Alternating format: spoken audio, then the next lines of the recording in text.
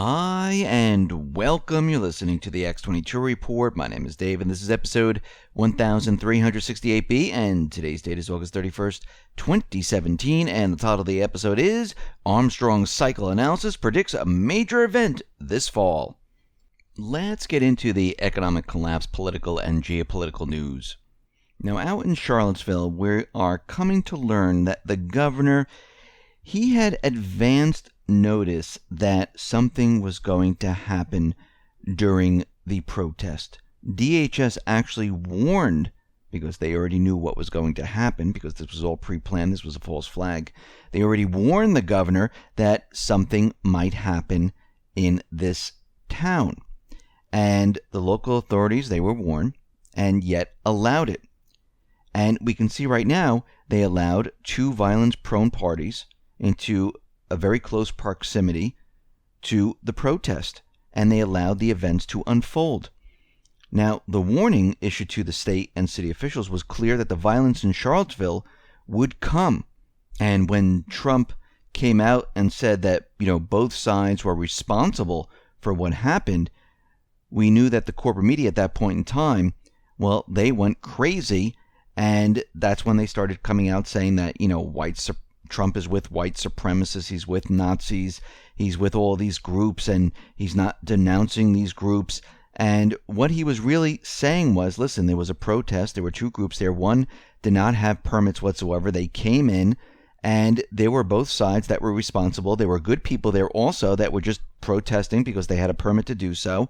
And we can see that the governor really has to take some responsibility for what happened there, because they were warned, the police were held back, and the whole thing really got blown out of proportion because this is what they wanted to happen. We see the U.S. is releasing around 500,000 barrels of oil from the strategic reserve, and this is because of Hurricane Harvey in Texas. My prayers go out to those individuals that got caught up in this storm, that might have lost their home or maybe lost a loved one. This is a terrible, terrible disaster that occurred. And the reason why the U.S. Energy Department released the 500,000 barrels of oil is because the Port Arthur refinery was shut on Wednesday due to flooding from Tropical Storm Harvey, and they put out around 603,000 barrels per day. And basically what they're trying to do is, keep everything stable, make sure that the fuel prices don't go up, and this is why this was released.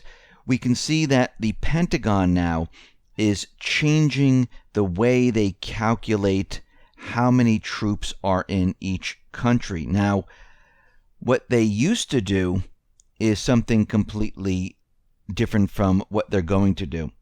And basically, they used an ambiguous metric called force management level, which was often thousands of troops lower than the actual numbers deployed. And we have to remember, they kept a lot of temp soldiers in these countries, and they would rotate them out, so they wouldn't really count them at all. Now, and these temp soldiers didn't have any type of expiration date. So if they had, let's say 10 soldiers, we would remove those 10 soldiers, bring in 10 soldiers, and basically, they're saying, oh, these are just rotational, they're temporary, we don't have to really count them. And this has been happening in Afghanistan, and we come to find out that during Obama, there wasn't really 8,400 soldiers there. There's 11,000 right now, and we can see throughout the rest of the countries, and we'll get to that in a second, there are a lot more there than what they've been telling us. And remember, with Iraq, they have an agreement that there can be about something like 4,500 permanent troops in Iraq. The rest are temporary. And they had something like 12,000 temporary soldiers in Iraq, but they never talked about that because they didn't count that. They just pretended it didn't exist, almost like the debt in government. Well, we're not going to count, the war. We're not going to count this, and we're only going to count that. Can you imagine if you did that in the household? Well, I'm not going to count those 2 credit card bills. I won't count my car payment, so I'm doing pretty darn good here because I have very few expenses. This is what the government does. I mean, they use this fake accounting method to count troops. They use it to count, what money is coming in and out of the government, and they want us to be honest. It's amazing. Now, Russia is pushing back against the U.S. and North Korea, saying the sanctions are completely exhausted, and they're saying that this is not going to help the situation whatsoever. And right now, China, they back sanctions by the United States, but they want the United States, they want North Korea, they want South Korea to come together and both stop the provocations between the two. But this didn't stop the United States, the cabal. They are pushing their agenda. They flew in B-1Bs. These are Lance bombers. The F-35s, the South Korean F-15s. They were dropping all different type of bombs. We're looking at the GBU-32 bombs, and we can see they were dropping them all over the place, right on the border of North Korea, but they were dropping in South Korea to send a message to North Korea. Listen, don't try to attack with your missiles. We will bomb you to the end of the earth here. And once again, North Korea, I do not believe they're going to do anything. I don't think they're going to start anything. What I think will actually happen is the cabal will set up some type of false flag. They'll blame it on North Korea, just like they blamed North Korea for hacking Sony, which that never really happened. It was a disgruntled employee, but they will make the world believe that it was North Korea, and they will try to push us into war. Hopefully, at this point, China and Russia, they have their satellites overhead. They're monitoring the entire situation, and a lot of times when the corporate media comes out and say, oh, this was a ballistic missile, it can hit Chicago, Russia does come out and say, no, this was a medium flight type of missile. It can't reach Chicago. This is not a continental ballistic missile that can fly across to the United States, can't hit Alaska. And they pretty much say, no, that's wrong, and hopefully they're monitoring the entire situation, which I think they are. And if something does happen, I think they're going to be on top of this to make sure that, yeah, this is fake. I mean, they did this in Syria where they said, yeah, these gas attacks, these chemical gas attacks by Assad, completely fake, phony, and false. We see Iran, they have restored their air service to Russia. They're going to be restoring it in September. Now, this is after 13 years, and now Russia's going to be flying planes back into Iraq. We see that the U.S. is striking back at Russia. We know that Russia shut down some consulates and they sent back some diplomats to the United States. But again, we have to remember, Obama shut down things here first in the United States because they used the idea, the propaganda, that Russia hacked the election, and this is why they shut it down. So the United States actually started this. They made up a false flag event that Russia was hacking the elections. Then they closed down some consulates.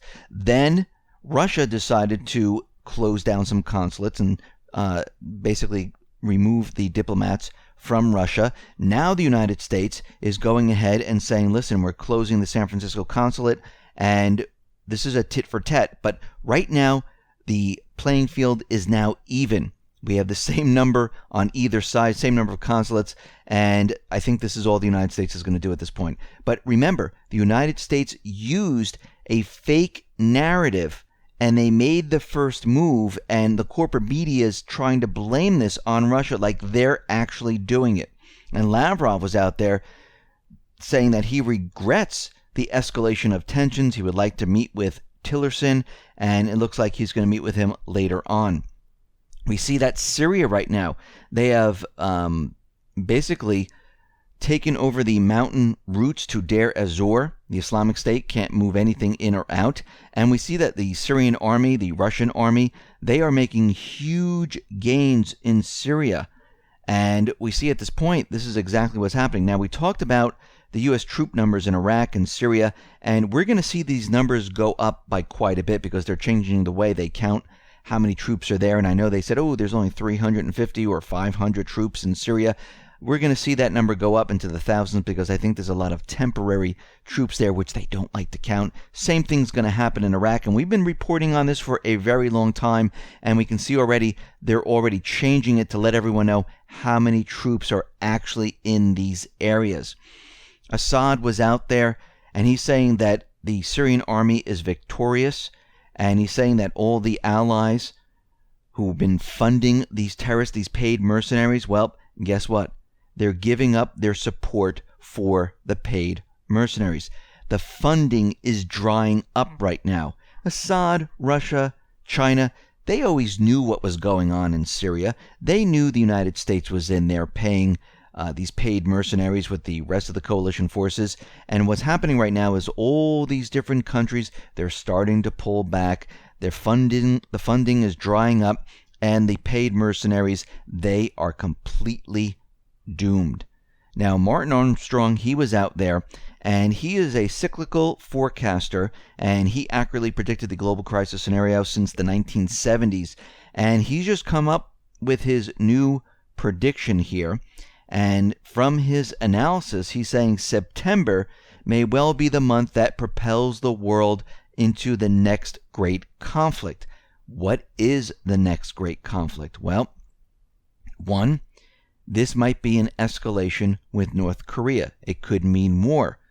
If there is a false flag event and the United States goes into North Korea, we know that China and Russia, they're not just going to sit by as the United States invades North Korea, because it brings the United States, their military assets, closer to the border of Russia and China. And they're not going to let this happen. And they're going to get involved. And this is why he's saying that this might occur. We also see the economy, where the economy might implode in the month of September and October. And he's saying that we must be on guard for this prime period where we might get into war, the economy might implode, and what they will do, and this is what central bankers like to do every single time, is they like to cover up the entire economic collapse. And it's very easy to do with war. This is why they've been pushing for war, trying to make Russia the enemy all along. So if we see the escalation in North Korea pick up, or anywhere else, and we see some type of false flag saying that, we're going in there, this is a sign that the economy is about to come down at the same exact time, because what they're going to say is that because of the war, we are all going to have to sacrifice, and we're going to go on a wartime economy, which means they're going to explain away why you can't get food on the shelves. They're going to explain away why you can't access your funds in the bank. They're going to explain away why people need to be drafted. They're going to explain away everything. And we can see that this is how the central bankers maneuver into a new economy, because they destroy the other one through war. Not actually destroy it, they cover it up through war. And as all the nations are destroying themselves, the central bankers are sitting back funding all of this. And when everything is said and done, guess what? You need to go back to the central bank and borrow the funds to rebuild everything. And they make a deal and they say, okay, the new economic system is going to be in China. We're going to use the Belt and Road. And the dollar is no longer the reserve currency. As we can see, this has been their plan all along. Now, if Martin Armstrong is right, this is what's going to happen. So we are watching right now what is happening. And you can see that they're continually provoking North Korea a little bit more at a time. North Korea is firing more missiles because they understand if they don't get a missile working with a nuclear warhead, there's going to be an invasion of North Korea. If they have a missile with a nuclear warhead operational, they might be able to say, listen, you come in here, South Korea is gone. And this might make the cabal, the central bank, think twice. Will they think twice? I don't know. Because remember, they don't care about a country or group. All they care about is covering up everything they've done and restarting it later on. So this is what we are watching right now. This is what is happening. And we can see that you still need to be prepared, because no matter which way we look at this, it's going to be a complete disaster. So get prepared, because something big is about to happen. Listen, everyone, thanks a lot for listening. Be well, be safe, and especially be prepared. Thanks a lot.